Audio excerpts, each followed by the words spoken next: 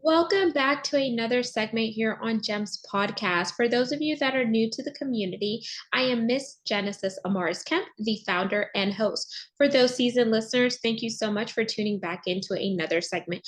With me today in the hot seat is Joe Menninger, and I'm going to tell you a little bit more about Joe and what he does. So, he's hailing all the way from Germany. He is a startup scout, consultant, and podcast host. His first team was shut down in 2020 during the first corona wave there in Germany, and he decided to take his side project, his podcast, to full time. Now he works as a freelancer and runs his podcast. And today we're going to talk about more of what he's doing because he's had experience in fintechs, startups, VCs, which are venture capitals, and etc. So without further ado, let's welcome the man behind it all, Joe Menninger. Hey, Genesis, thanks for having me. My pleasure, Joe. And as a way of an icebreaker and a get to know you better, there are two options to choose from here. We can do an icebreaker or we could do a rapid fire 10 question game, emphasis on rapid, so the audience gets to know you a little bit better. What are you in the mood for? Just to do rapid fire. Okie dokie, here we go. Question number one. Say one thing in German. Guten Tag. Guten Tag. Is that good day? Yes, Yay! Or awesome. So, question two. What is your drink of choice? Coffee, tea, or something else? always coffee. Question three. If you could give one piece of parental advice, what would it be? The 30 minutes rule. Question four. If you could trade places with anyone, would you trade places or remain yourself? Maybe for a day, I would like to trade places, for example, with a big tech CEO, but not forever. What big tech CEO? I think Google is very interesting. What's the name? Google is very Oh, interesting. Google. Okay, Yeah. got it. Question five. Would you rather a dream car or dream home? Or heck, let's go big and have both. I'm totally fine with a dream home. Question six. What is one quote or mantra you live by? Life is lived forward but understood backwards by Kierkegaard. Question seven. Favorite book or movie? I think I would go with Forrest Gump. Stupid is, stupid does, my mama says. And mine would be life is like a box of chocolates. You never know what you're gonna get. That is my second one. Question number eight. As a dad, what is one piece of advice outside of the 30-minute rule that you wish someone would have told you when you embarked upon fatherhood? You cannot protect them from everything. I have two boys, and one of them is already mobile and in kindergarten. Just let them do their stuff. Just make sure they're not hurting themselves substantially. A little ouchie is totally fine. Question nine. If you could go anywhere in the world and money was no option, where would you be headed? I think somewhere in the Pacific, like Fiji or Bora Bora. Ooh. Question 10. It is our pass or play question, and here are the rules. If you pass, the ball comes back in my court, and you can ask me a question. If you choose to play, I ask one last question to wrap up rapid fire. So, do you want to pass or play? Oh, ask you a question. Okay, what's your question, Joe? Um, what would be the place you want to visit if their money was not an option? Ooh, Obstacle. Sorry. I would say hands down Turks and Caicos, but we all know what happened with Hurricane Fiona. It is, going through some things right now.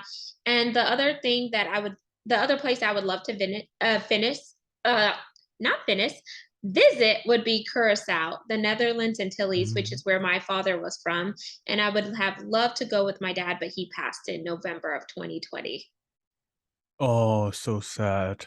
I've seen from postings from fellow students, and the ABC Islands, Antigua, Barbuda, and Curacao. They're amazing. Also on my to-do list. Amazing. And thank you for playing rapid fire, Joe. Now let's dive into the work that you're doing now. With the pandemic, it also started something amazing for a lot of people, whether they were forced out of a corporation that had a awakening for them to realize that there is more to the eye than they were able to see because they had their blinders on, making other people's foundations and legacies bigger and brighter when they fail to realize that they have incredible skills that they can use as an asset, which sounds like what you did because you took your passion from part-time to full-time into podcasting, but you also have experience with fintech, VCs, venture capitals, and startups. Can you share a little bit more about your journey? Yes. So I started out with a vocational training. You don't know in the US, but in Germany, it's pretty much standard. I did a vocational training as a banker, then went to university, stopped by half a year in China, lived there, worked there for a Chinese government environmental protecting agency in Beijing. And then I came for a whole year to the US, a small school in Texas called Midwestern State University in Wichita Falls, not in Kansas, in Texas. And from there, I went into consulting, capital markets, because I did in the US my degree in finance.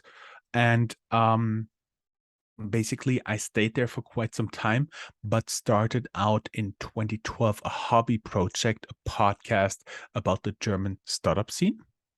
Over time, there have been a lot of international guests, and they always said, German is neither my native language nor am I fluent. Could we do it in English? And so I started doing an English only podcast on a German speaking startup scene. So GSA, Germany, Austria, and Switzerland, or you can call it DACH region.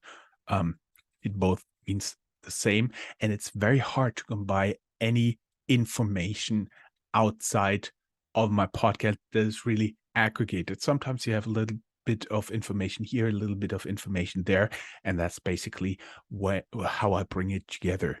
Most of the sources are in German, and if you follow me, you have kind of a regular wrap up. You keep your finger on the pulse of the startup scene.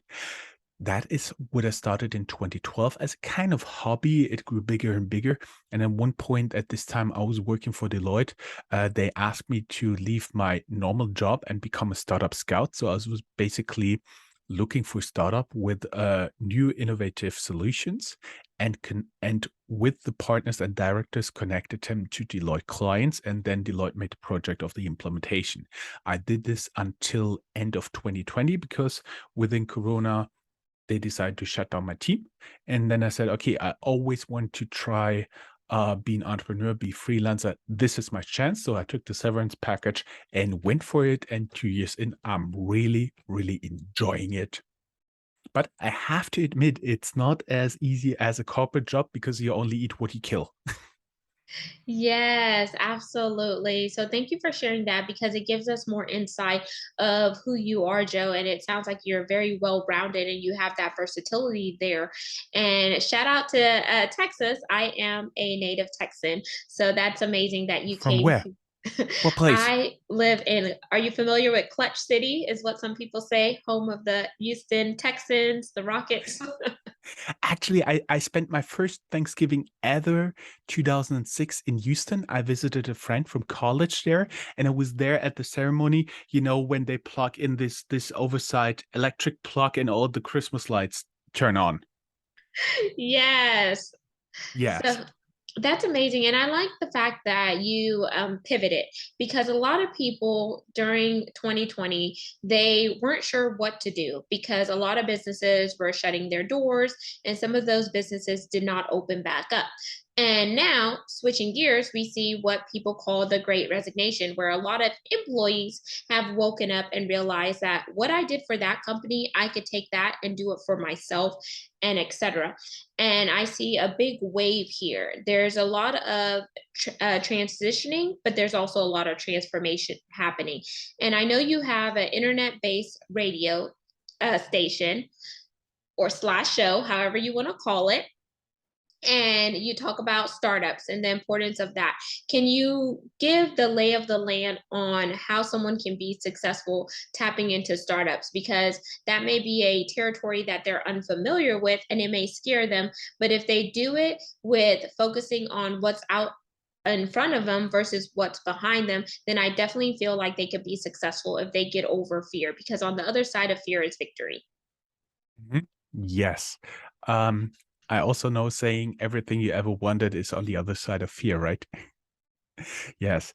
It's a little bit difficult to have some advice for startups in general, because startups do everything from food supplements to deep tech, bringing microsatellites into space, and that's a huge field. And I'm usually dealing with startups in the software space, meaning a little bit due to my background, I was a specialist in capital markets for almost a decade. Um, so fintech is more specialty of mine, and so, SaaS startups called software as a service. So basically everything, for example, Calendly, Google Mail, Google Calendar, that are all SaaS solution. Basically, that's where I know a little bit the market, and there are always jobs in demand if you want to do that. Or you can have a look starting your own company. So, for example, jobs in demand is chief product officer. Um, for example, especially here in Germany, I always get the impression if you have a capable chief product officer who can speak English and German fluently, they send you a contract and tell you, okay, fill in the salary. Of course, there's also always the need for capable coders. W with the pandemic, I've seen more and more startups embracing really remote-only work. I talk to at least 3 startup founders on my podcast each month, and most of them are open to remote work if you have spent at least a little time in the company, let's say 1, 2 months, and then you can go back home and start working remotely. And I do believe the remote-only company is in the future. Yes, there's a question. Yes, so let's spend some time talking about fintech. And since that's your area of expertise where you have a lot of knowledge there, because I definitely feel like that is a growing industry.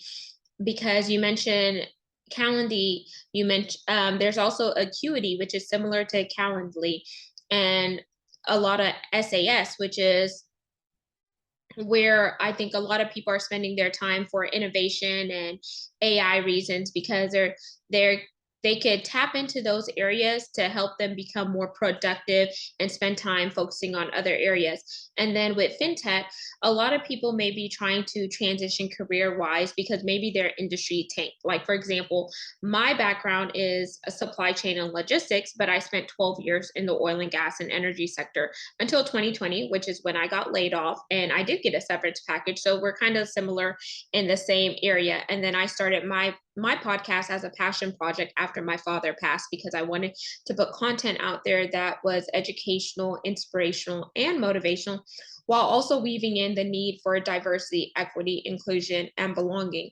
So whenever you see people in your background or people trying to get involved in fintech or SaaS operations, what advice would you give those individuals? Because they may not be true to it. They may be new to it, but just because you're new to it doesn't mean you can't be true to it. There are usually always some skills you can apply to a new job that you have been using in the past. And Genesis, for example, I do believe there are a lot of supply chain startups out there right now that, due to the current situation, they'll get a hell lot of funding and looking for a lot of people. Okay, thanks for that plug.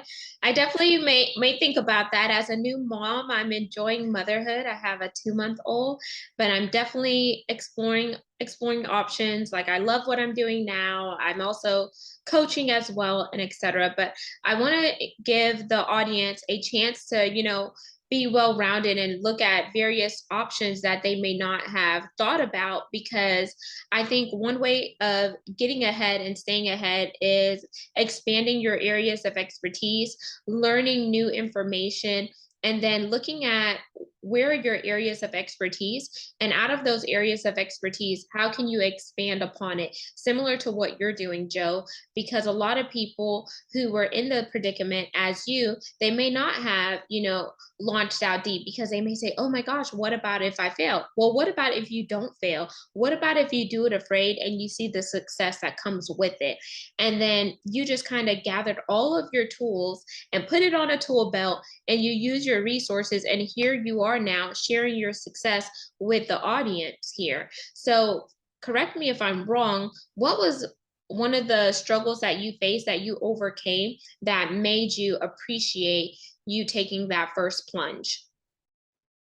One of them was finances because I had some contracts out before I left my company.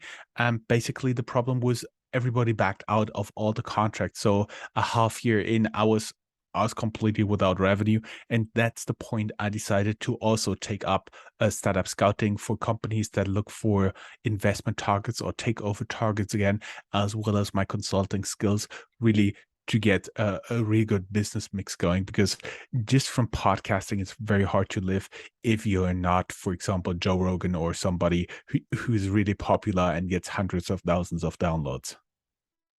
Absolutely, because I feel like sometimes people see podcasters and they're like, "Oh, this is amazing," but they may not necessarily see the work that goes into podcasting. There's a lot of things that go on behind the scene. And I like the fact that you wore your consultant hat, and then you tapped into startup, you tapped into scouting, and you made it work for you, Joe. Did I hear you correctly? Yes, exactly.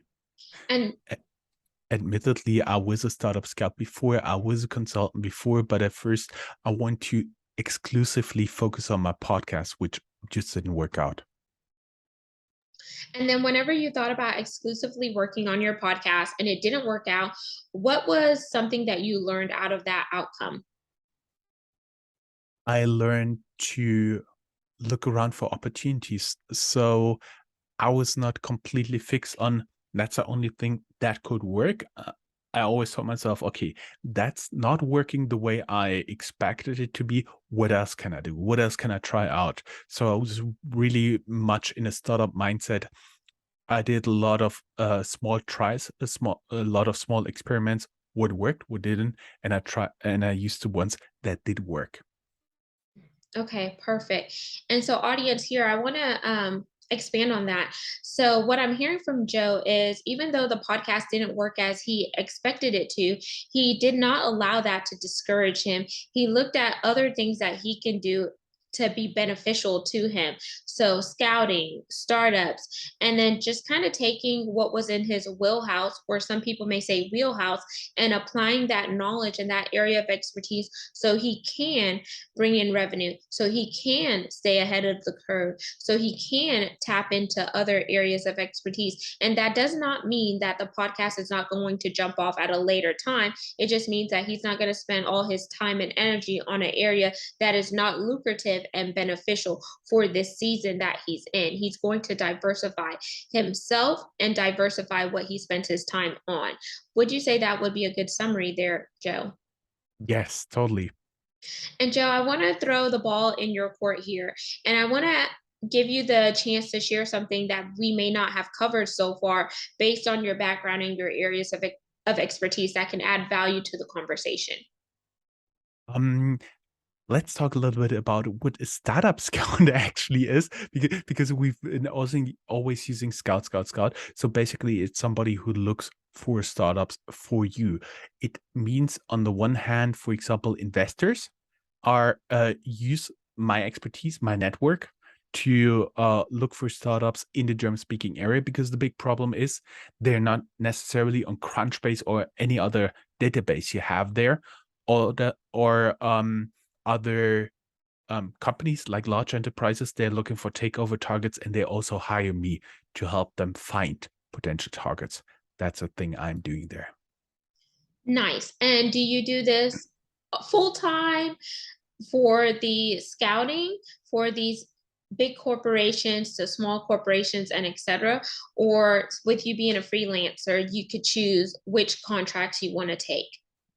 I'm working as a freelancer and I have a few contracts at the same time because you only get paid when you're successful. And so I try to have multiple contracts at the same time, multiple clients, but nothing that overlaps, nothing that there is a potential conflict of interest. Okay, perfect. That was going to be my next question, because as a freelancer, you're pretty much the ball is in your court, but then you also need to be mindful of COI, y'all. And COI is that conflict of interest. So whenever you're in the freelancing space and you're taking on these different contracts simultaneously, do these businesses ask you what other companies are you representing, or do you divulge that information up front? Um, that mostly depends on the type of contract. I always tell them that there's no conflict of interest, but in my standard contract that I give to my clients, there's also a part where I basically say that I have to manage all my own conflicts of interest, my potential conflicts of interest, because otherwise I basically have to show them all the contracts that I'm doing, which is not necessarily what you want to have. Exactly, because I'm sure there's going to be proprietary information there, and you may have any NDAs that you're required to sign as a freelancer, no, and that's non-disclosure agreements, audience. Mhm. Exactly, and usually my contract also includes NDA clause and NDA paragraph, so I cannot necessarily talk about it. Okay, perfect. So it sounds like you have the compliance piece of it covered. And with being a freelancer, is there any piece of information that you would like to share for anyone interested in tapping into the freelance space, with maybe doing what you're doing, not on the German side, but on the US side? Yes, of course. I would strongly recommend to first make one try, see how much time you need, what data sources you need, and then go for more, not taking on like 5 or even 10 um, clients at the same time. Plus, when you offer consulting work, you always should make sure to